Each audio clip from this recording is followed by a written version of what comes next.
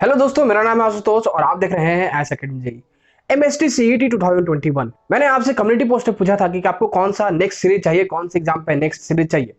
तो उसमें मैंने ऑप्शन रखा था एमएसटी सीईटी और यूपीएससी। तो आपने सिलेक्ट किया एमएसटी सीईटी। आप में से ज्यादातर बच्चों ने एमएसटी सीईटी पे सिलेक्ट किया। तो हम इस अब स्टार्ट कर रहे हैं एमएसटी सीईटी एग्जाम की सीरीज को।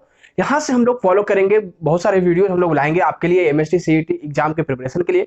आपको बहुत ज़्यादा हेल्प करेंगे हम लोग प्रिपरेशन में, आपको सब कुछ बताएंगे स्टार्टिंग से लेकर एंड तक, मतलब एग्जाम इस एग्जाम के बारे में से लेकर आपको काउंसलिंग तक हम लोग गाइड करेंगे। अभी से लेकर वीडियो हम लोग आपको भेज देते रहेंगे, ठीक है। तो उस वे में हम लोग गाइड करेंगे और आपको एग्जाम बहुत अच्छे से हम लोग दिलवाएंगे, ठीक है। तो आप हमारे इस सीरीज को फॉलो कीजिएगा और अच्छे से फॉलो कीजिएगा। तो आज के इस वीडियो में हम लोग बात करने वाले हैं एमएसटी सीईटी 2021 के बारे में। हम लोग सारा कुछ बात करेंगे, एमएसटी सीईटी क्या होता है, एलिजिबिलिटी क्राइटेरिया क्या होता है, इसका सिलेबस क्या होता है, एक्सपेक्टेड डेट क्या हो सकता है 2021 का, ठीक है। तो इस वीडियो को लास्ट तक जरूर देखते रहिएगा। देखिए, एमएसटी सीईटी 2021 के बारे में अगर बात करें तो सबसे पहले हम बात करेंगे कि आखिर ये होता क्या है, इसका इंपॉर्टेंस क्या है। देखिए, हमारे इंडिया में बहुत सारे इंजीनियरिंग एग्जाम होते हैं, इंजीनियरिंग एंट्रेंस एग्जाम बहुत सारे होते हैं, जिसमें प्राइवेट कॉलेज होते हैं, जिसमें गवर्नमेंट कॉलेज भी होते हैं, ठीक है। तो गवर्नमेंट और प्राइवेट दोनों कॉलेज के लिए एडमिशन के लिए बहुत सारे इंडिया में जो है इंजीनियरिंग एंट्रेंस एग्जाम होते हैं। तो बहुत सारे इंपॉर्टेंट होते हैं, बहुत सारे जो है हमें देना चाहिए। अगर हम एस्पिरेंट हैं इंजीनियरिंग के लिए, इंजीनियरिंग एस्पिरेंट हम लोग, तो हमें देना चाहिए उन्हें। तो one of the best exam जो है वो एमएसटी सीईटी भी है, जो कि महाराष्ट्र का एक स्टेट कॉमन एंट्रेंस एग्जाम है, कॉमन एंट्रेंस टेस्ट है। देखिए, एमएसटी सीईटी का अगर फुल फॉर्म की बात करें तो वो है हमारा Maharashtra health and technical entrance test. इसके थ्रू आपको महाराष्ट्र के गवर्नमेंट और प्राइवेट कॉलेज में मेडिकल, फार्मेसी और ये इंजीनियरिंग के लिए एडमिशन होता है। बीटेक या फिर फार्मेसी दोनों के लिए एडमिशन होता है गवर्नमेंट और प्राइवेट कॉलेजेस में, महाराष्ट्र के स्टेट के गवर्नमेंट और प्राइवेट कॉलेजेस में, ठीक है। तो हम बात कर रहे हैं इंजीनियरिंग वाले बच्चों के लिए, हम लोग बात कर रहे हैं बीटेक स्ट्रीम का। तो हम जो डिस्कस करेंगे वो सारा कुछ इंजीनियरिंग का डिस्कस करेंगे, बीटेक का डिस्कस करेंगे। तो अगर आप फार्मेसी करना चाहते हैं तो आप फार्मेसी का, हम लोग यहाँ पे फार्मेसी का डिस्कस नहीं करेंगे, क्योंकि हमारा चैनल है इंजीनियरिंग को लेकर, जेई को लेकर, तो उसके बारे में हम डिस्कस करेंगे। देखिए, सबसे बेस्ट एग्जाम जो है जेई मेंस है, जेई एडवांस है, और उनमें से वन ऑफ द बेस्ट जो जितने लिस्ट आते हैं, मैं वो वीडियो बना दूंगा आपको कि इंडिया में कौन कौन से बेस्ट एंट्रेंस एग्जाम है जो कि आपको देना चाहिए अगर आप इंजीनियरिंग एस्पिरेंट हैं तो, ठीक है। तो वन ऑफ द बेस्ट जो है एमएसटी सीईटी भी है। जैसे मैंने कवर किया है कॉमेडी पे, डब्ल्यूबीजेई पे, और कभी कभी मैं जेई मेंस पे भी लाता हूँ, और अब मैं स्टार्ट कर रहा हूँ एमएसटी सीईटी पे। आगे और भी सीरीज में लाऊंगा जो कि आपके लिए इंपॉर्टेंट है, ठीक है। देखिए, तो हम लोग जान लिया कि एमएसटी सीईटी क्या है, उसका फुल फॉर्म जान लिया, और कैसे कहाँ एडमिशन मिलता है वो हम लोग जान लिया। अब यहाँ पे हम बात करते हैं कि एलिजिबिलिटी क्राइटेरिया क्या होता है एमएसटी सीईटी का। देखिए, एलिजिबिलिटी क्राइटेरिया दो तरह का होता है, जनरल और रिजर्व।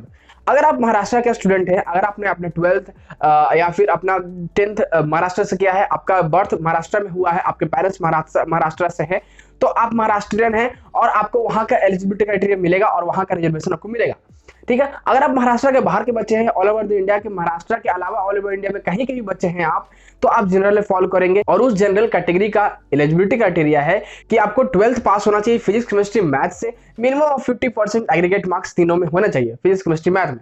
एग्रीगेट मार्क्स मतलब क्या हुआ, जितने मार्क्स आपने फिजिक्स में पाए, जितने मार्क्स आपने केमिस्ट्री पाए, जितने मार्क्स आपने मैथ में पाए, तीनों को ऐड कर दीजिएगा, उसको डिवाइड कर दीजिएगा 300 से, इंटू 100% कर दीजिएगा। तो आपका जो परसेंटेज आएगा वो मिनिमम या तो 50% होना चाहिए या 50% ज्यादा होना चाहिए। ये जनरल कैटेगरी वालों के लिए होगा, जो कि महाराष्ट्र के बाहर के बच्चे हैं, ठीक है। अब देखिए, अगर आप महाराष्ट्र के बच्चे हैं तो आपके लिए 5% का रिलैक्सेशन दिया जाता है, आपको 45% एग्रीगेट मार्क्स चाहिए होगा, ठीक है। और इंडियन सिटीजन आप होने चाहिए, आपको 10th और 12th पास होना चाहिए किसी भी सेंट्रल या स्टेट बोर्ड से, ठीक है। तो यही एलिजिबिलिटी क्राइटेरिया होता है, जनरल और रिजर्व। जनरल उनके लिए जो महाराष्ट्र के बच्चे नहीं है, और रिजर्व उनके लिए जो कि महाराष्ट्र के बच्चे हैं, ठीक है, जिनका डोमिसाइल महाराष्ट्र का है। तो हमारा हो गया एलिजिबिलिटी क्राइटेरिया। अब अगर हम सिलेबस की बात करें तो सिलेबस आपको फिजिक्स केमिस्ट्री मैथ होता है 11th और 12th का। अब देखिए, जो इसका बेटेज होता है, बेटेज की अगर बात करें तो यहाँ पे बेटेज का आपको ध्यान देना होगा। बेटेज 20% 11th का होता है और 80% 12th का होता है, ठीक है। तो इस बात का ध्यान रखिएगा कि 11% जो आपको क्वेश्चन आएगा, वो बेटेज क्वेश्चन का जो रहेगा, उसको आपको 11th का जो रहेगा वो 20% रहेगा, और बाकी का जो 80% बेटेज रहेगा वो आपको 12th का रहेगा। तो मोस्ट ऑफ द क्वेश्चन जो आते हैं वो 12th के सिलेबस, 12th स्टैंडर्ड से आते हैं। तो आपका 12th स्ट्रांग होना चाहिए। अगर आपका 11th थोड़ा वीक भी रहता है यहाँ पे और 12th थोड़ा स्ट्रांग रहता है तो आपको यहाँ पे एडवांटेज है। आप 12th के बेसिस पे भी, आपका 12th का बेस अगर स्ट्रांग रहेगा तो उस बेस पे भी आप यहाँ पे अच्छा स्कोर कर सकते हैं, ठीक है। अब देखिए अगर हम लेवल की बात करें, एग्जाम लेवल की, तो इसका लेवल जो है जेईई मेन से हल्का नीचे होता है, ज्यादा नीचे नहीं होता है, जेईई मेन से जस्ट हल्का नीचे होता है। तो अगर आपका जेईई मेंस के लेवल का प्रिपरेशन है, अगर आप जेईई एडवांस का प्रिपरेशन है तो बहुत अच्छा है, बट अगर आप जेईई मेंस के लेवल का भी प्रिपरेशन है तो आपके लिए एग्जाम बहुत अच्छा जाने वाला है। ठीक है, तो आप 12th का पोर्शन बहुत स्ट्रांग रखिएगा, इसमें 12th का पोर्शन ज्यादा आता है, और इसका जो इसका पेपर जो टफनेस होता है वो जेईई मेंस से हल्का डाउन होता है, जेईई मेंस से हल्का कम टफनेस इसका होता है पेपर का। ठीक है, तो ये हमारा हो गया सिलेबस के बाद। हम बात करते हैं एग्जाम पैटर्न के बारे में। तो यहाँ पे आपको 3 पेपर होता है, फिजिक्स केमिस्ट्री का एक पेपर, एक पेपर मैथमेटिक्स का, और एक होता है बायोलॉजी का। ठीक है, तो अगर आपको 3 पेपर रहेगा, ठीक है, आपके एग्जाम में तीनों पेपर आएगा। आपको अगर बायोलॉजी आता है तो दीजिएगा, वरना नहीं दीजिएगा। आपको वहां पे जो वो मार्क्स है वो ऑप्शनल पेपर होता है, अगर आप इंजीनियरिंग के स्टूडेंट है तो वो ऑप्शनल पेपर होता है। बट अगर आप फार्मेसी के स्टूडेंट है तो आपके लिए मैथमेटिक्स का ऑप्शनल हो जाएगा, ये दोनों हो जाएगा मेन पेपर। ठीक है, तो तीनों मिला के जो है वो आपको 300 मार्क्स का पेपर होता है, 3 घंटे आपको होते हैं, 90 मिनट्स मिलते हैं। ठीक है, तो हमारा ये हो गया एग्जाम पैटर्न। अब देखिए हम मार्किंग स्कीम का बात करते हैं। देखिए हमारा जो 3 पेपर होता है, एक पेपर में मैथमेटिक्स हो जाएगा पहला पेपर में, दूसरा पेपर में फिजिक्स केमिस्ट्री दोनों मिला हुआ होगा, और थर्ड पेपर जो होगा वो बायोलॉजी का होगा।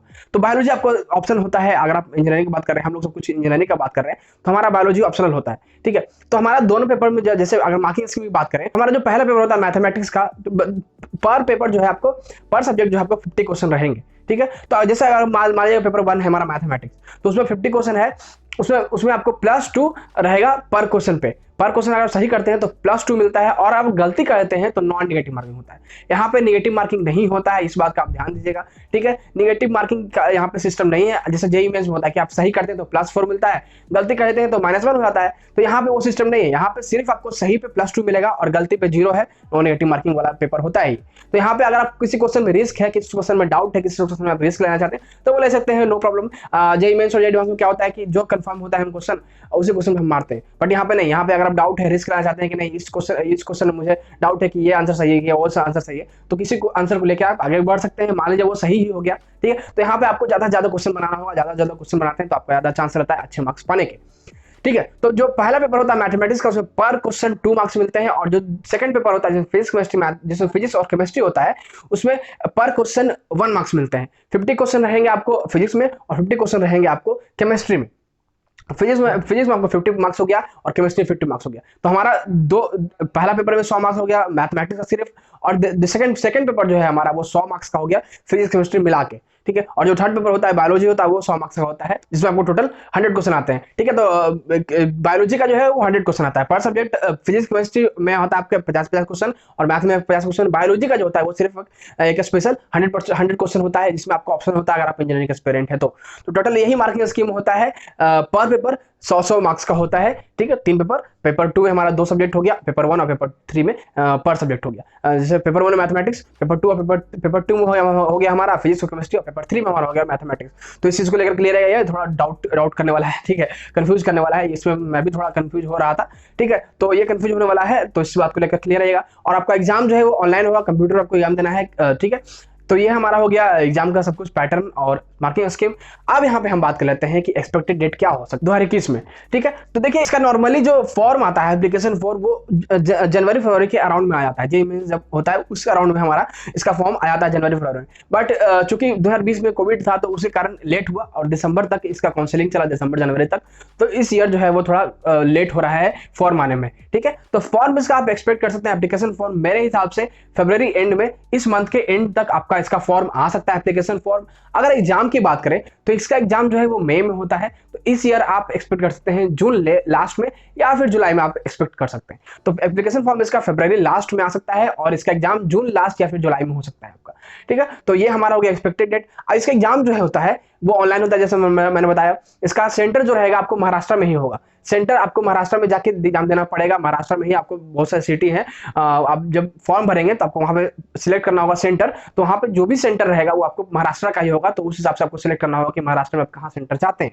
ठीक है, तो उस हिसाब से आपको अलॉट किया जाएगा, बट आपको एग्जाम देने महाराष्ट्र ही जाना पड़ेगा। इस बात को लेकर आप क्लियर रहेगा।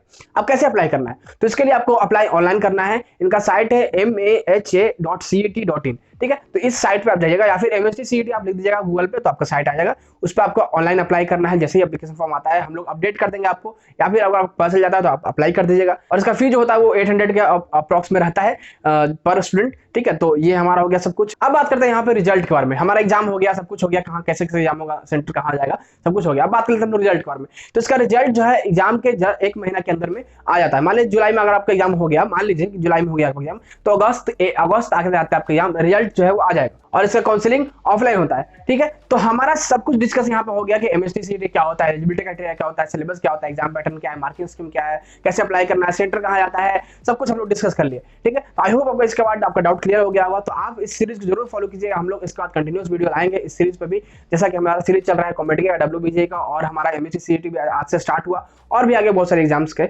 सीरीज जो है हम लोग स्टार्ट करेंगे, ठीक है दोस्तों। तो आई होप आप इस सीरीज को अच्छे से पसंद करेंगे, तो इसको जरूर फॉलो कीजिएगा। अगर आपको इसके अलावा कोई डाउट है तो आप हमें कमेंट सेक्शन में बता सकते हैं, या फिर मुझे आप इंस्टा पे डीएम कर सकते हैं। तो बस दोस्तों इस वीडियो में इतना ही।